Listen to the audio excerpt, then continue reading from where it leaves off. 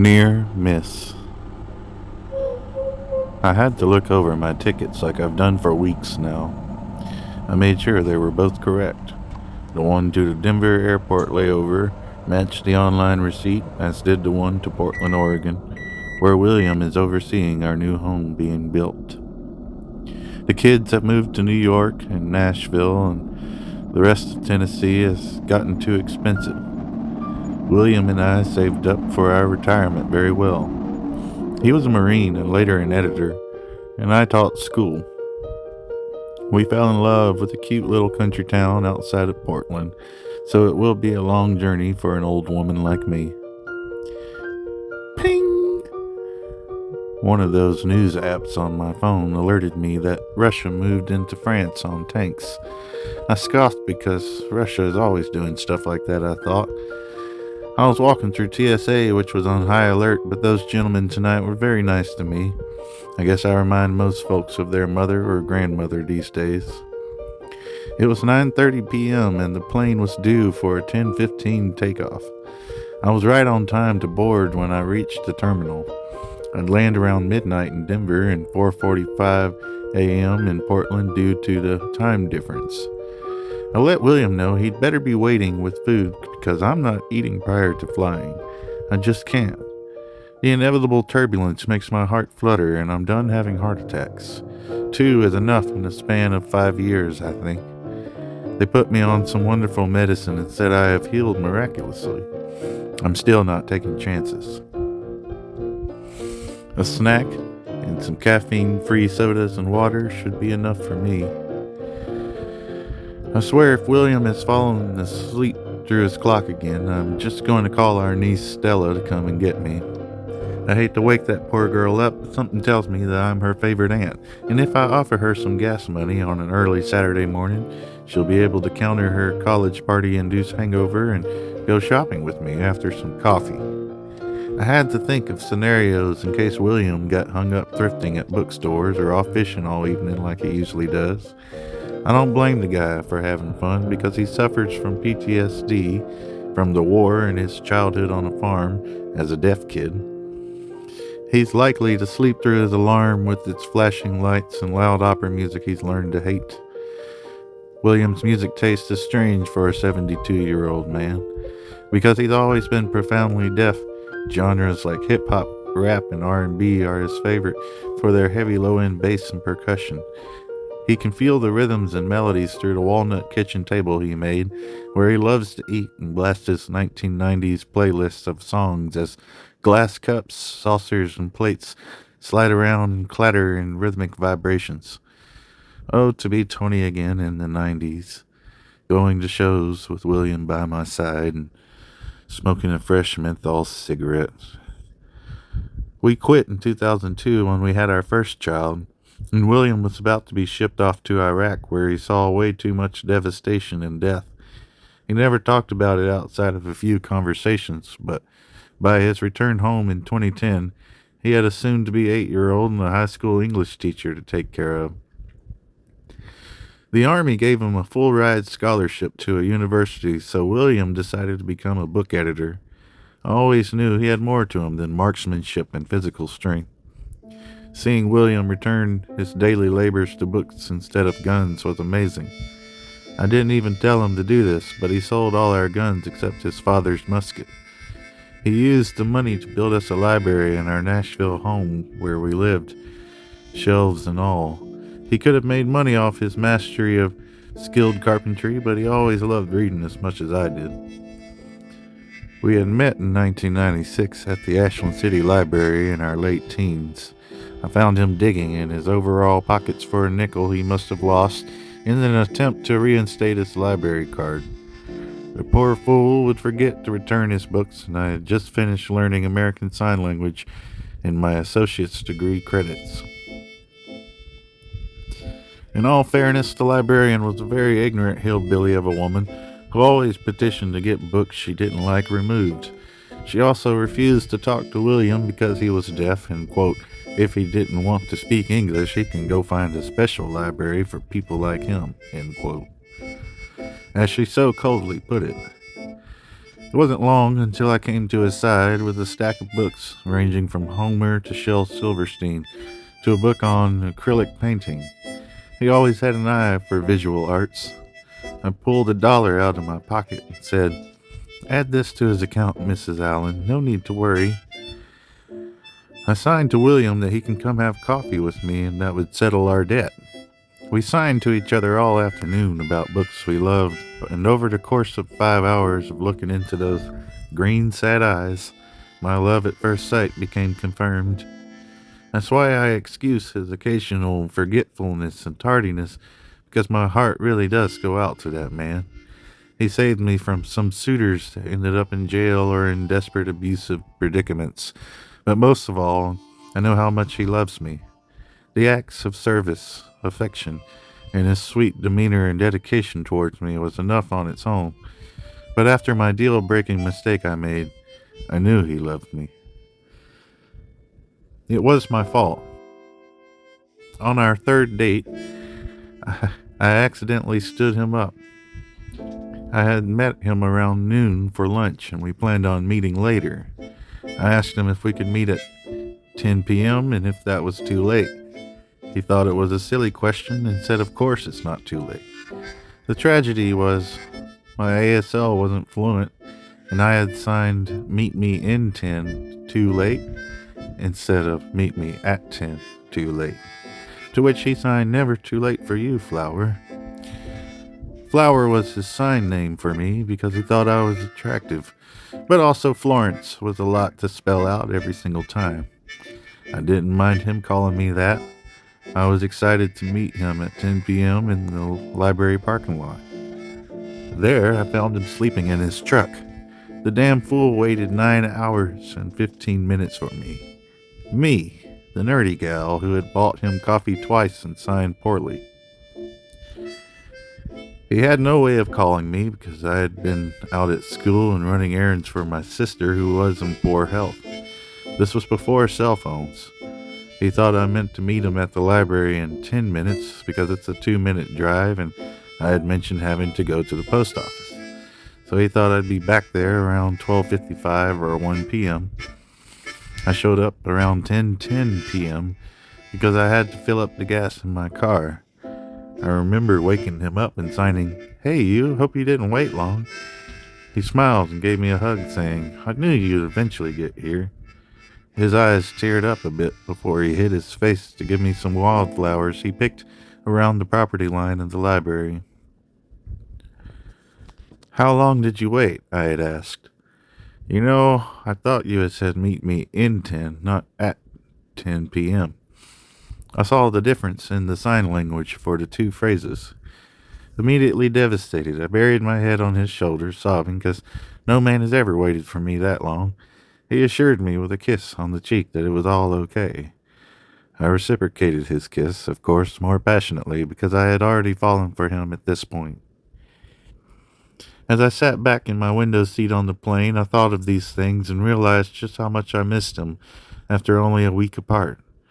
His video texts every 2 hours of the house's progress and all the things he discovered in Oregon, like fishing places and bicycle shops he fancied, with an occasional "I love you" thrown in, seemed to prove he missed me too. I had no doubts he'd pick me up at the airport, but I also wouldn't blame him for sleeping in either. I'm just 2 years younger than him, and we're truly living our best lives as senior citizens. We had a lot to look forward to. That damn fool is great at carpentry, but he better not be working on the house, I thought. We'll be getting charged for labor after all. My phone had been set to airplane mode, and once we took off into the skies, I connected to the plane's Wi-Fi. 2 more pings went off on my phone as the news app informed me of a war breaking out in Western Europe. It was a long time coming, but I think we wished it wouldn't and looked the other way, unfortunately. I tried not to worry my gray little head over it, and it was nerve-wracking to say the least. We have long had fools in power in the United States, whether they controlled our libraries or our armies. I had no idea what this would mean for the world that had long chosen to keep war at a minimum. Another text, and William sent me a goodnight message from his hotel room, showing the June sunset from his window. I had Wi-Fi, but no SMS messaging and couldn't respond to his delayed message. I just smiled and pulled out my book of Eudora Welty's short stories. I made it through one story when my curiosity got the best of me, and I perused the news on the war in Europe that had just broken out. Talks of nuclear hesitancy seemed to make me think of the possibility of the opposite reality: nuclear preparation. I am no political scientist or business savvy gal, but this news was alarming nonetheless. I found it hard to focus too much on the news or to give any attention to my book. I settled for the view from the plane's window after some ginger ale and crackers. I soon fell into a short 40-minute nap before we landed in Denver. The passengers around me slowly exited the plane, which almost made me late for my next flight, which got delayed for 20 minutes for a random protocol security check of baggage. The whole world seemed on high alert, and since we didn't know how delayed we'd all be, everyone grew a bit impatiently restless. Thankfully, our pilot informed us it was time for takeoff, but he added this remark: "Thank you for your patience, travelers. I want to add that in my last few days of this run, we have experienced mild turbulence. However, due to recent drastic administrative changes by the federal government, we no longer receive updates from NOAA or any efficient weather data at all. This has made things like turbulence hard to predict, but I want to assure you guys that you're in safe hands on this trip, and we're expecting to reach PDX Airport by 5:30 a.m.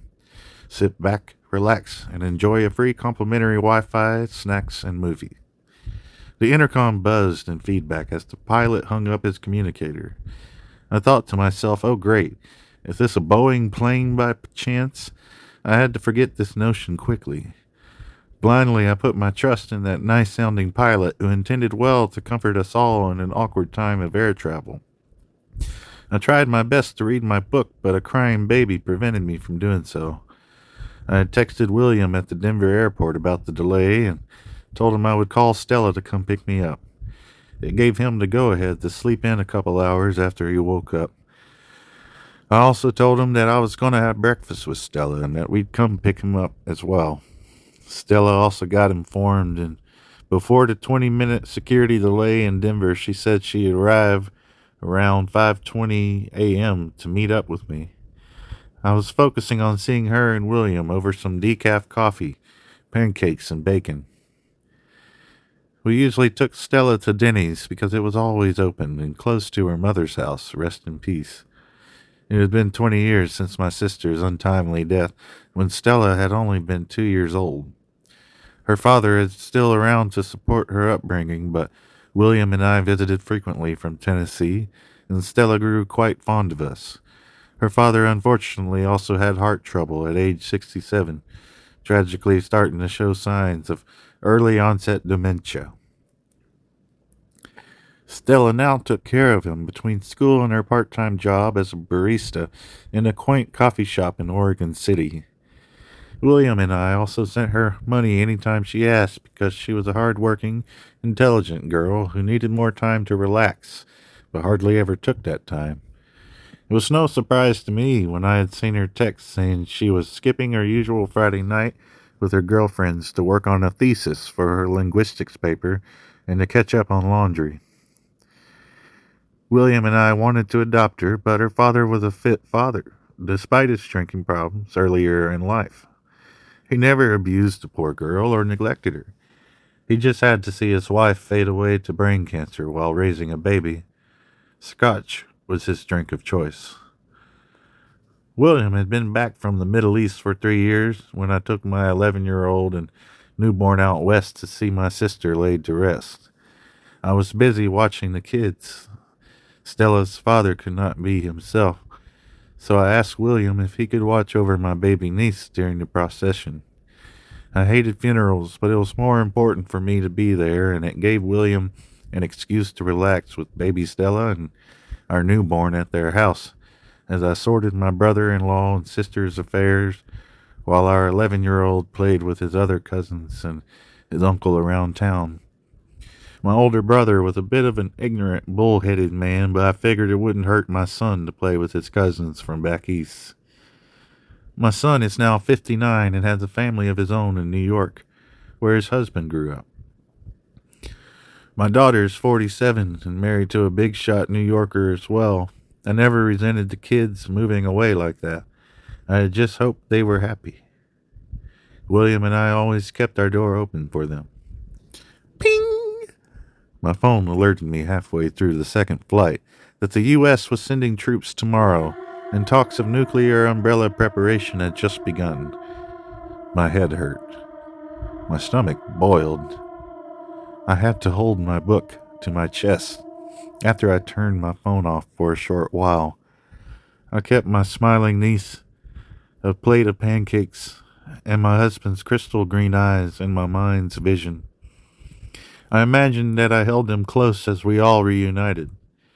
I remembered all of Stella's hour-long phone conversations in recent months as we prepared our drastic move out west. We had storage cubes waiting for us on our newly developed property in the woods.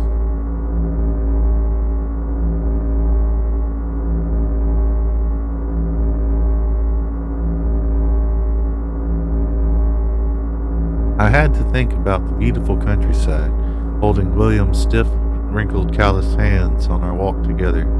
I had to ignore the world for a moment. Then I heard some pings go off on everyone's phone in the plane. It was a red alert of national security warnings. 4 a.m. is an odd timing for this, one gentleman said. Try not to wake the baby, his wife responded, perusing her phone at the updates. Of course, my curiosity once again got the best of me. I turned my phone back on, and as it loaded, the plane shook a bit with turbulence for 10 minutes. The passengers, who were already on high alert, began to panic some when that friendly, albeit goofy voice came back on the intercom. Oh, how autumn leaves sway through the trees. The silly pilot sang in a cheesy way before he said, Folks, I've just been informed that PDX will have your baggage ready promptly as we should arrive safely at approximately 5:22. He sang those last words as the turbulence ended, and some folks could laugh a bit at this. We had 40 minutes left, and first class offered us an economy, their surplus commodities like liquor and full meals. If nuclear war were to break out and decimate all our lives, we might as well enjoy our flight. It was a sweet gesture, given we might be landing in a different world from the one we had taken off from 8 hours before. I myself accepted a small bottle of wine, which did help calm my nerves, but did not help with some tears I had to spare for the world at large. Our destination is almost near, miss. The steward snuck me another small bottle of champagne this time. Both bottles equated to an average serving glass full, so I did not hesitate to accept it. I'm no alcoholic, but I'd be damned if I die 100 miles from my family without some sort of buzz. Soon we began to descend with more turbulence than I had expected. We were informed that we're due for a rocky landing and to please stay seated with seatbelts fastened. The plane rocked a lot as we began to get close to our descent on the runway, when a bright blue and green light filled the air around the plane, and one woman screamed and everyone was in a great commotion. Suddenly, all our phones stopped and shorted as the plane's electrical components went haywire. The plane crashed into the runway and stopped after a long skid. Thankfully, nobody was hurt except the poor steward girl who gave me those bottles when she saw me cry. She had fallen before getting her chance to seat safely. Thankfully, her injuries were not serious. As we all struggled to climb out of the plane, which was now on fire, there were screams of horror as 3 planes nosedived in 3 random spots around us. Those crashes were less fortunate than ours. No survivors except for one man now receiving medical attention from some military medics. We expected the military to be at all airports, but the plane crashes, the power outages, any and all electronic technology, even the pumping of water, had ceased working. We were all astonished. The aurora borealis was beyond beautiful, which made this tragic morning filled with fear and horror a tiny bit uncanny and eerie. Eventually, I found Stella. We hugged for 5 minutes crying into each other's shoulder. She explained that this was an unprecedented solar storm causing geomagnetic activity on Earth in a scale not seen in hundreds of years. She had found out by overhearing some military officials who were now stuck hundreds and likely thousands of miles from their homes. Stella and I made a long trek to the Portland hotel where William stayed. He had been outside smoking. It took us a day and a half. "I thought we were supposed to quit," I signed angrily at him. He held me after saying he thought we were long lost. I demanded him to give me a smoke before we helped ourselves to the hotel's complimentary food buffet, which had stayed open in the face of national crisis. Stella, William, and I stayed in our two-bed hotel room lit up with some candles William got at the store when he caved in and bought smokes after decades of refusing the nasty habit. We all talked and cried for endless hours when Stella offered to go get us some snacks and anything caffeine-free from the cafe. She returned with a look of awe and bleak confusion. It turned into a shocked smile of relief as Stella explained that she heard that none of the nations were able to launch any nuclear warheads. How close we were to our imminent total destruction, and how close we were to a different type of destruction as we watched the chaos of the street below from our hotel window. The three of us were hoping we could get back to the house and finish the inevitably abandoned building project of our new home, which was so close to being finished. The hotel suggested we stay for a week extra for free in case the power magically turned on. Now, as Stella and I make quilts to her boyfriend's fiddle music, we occasionally go out to smoke and bring a beer to William, who is inevitably in the wood shop cutting out pieces of final paneling touches he wanted to add to his library. The four of us in our candlelit home still admired with awe that cosmic aurora that seemed to engulf the trees in our forest home. It took us a month to trek here by foot and thankfully without much incident. The musket in one of our storage cubes later came in handy for deer hunting. Our collection of over 2,000 books kept us entertained. Stella's boyfriend knew how to brew a decent beer, too. William helped set up a temporary generator that seemed to be inconsistent and almost never reliable due to lingering effects of the solar flare. We stayed away from the city when we could help it. However, adjusting to the new paradigm was not easy. Thousands around the world died by the hour as their life support went away, as they lost access to food and water. William and I never believed in a God, at least not in any traditional sense. We did know how blessed we were to be alive and have each other, despite the new challenges that lie ahead of us all here on Earth.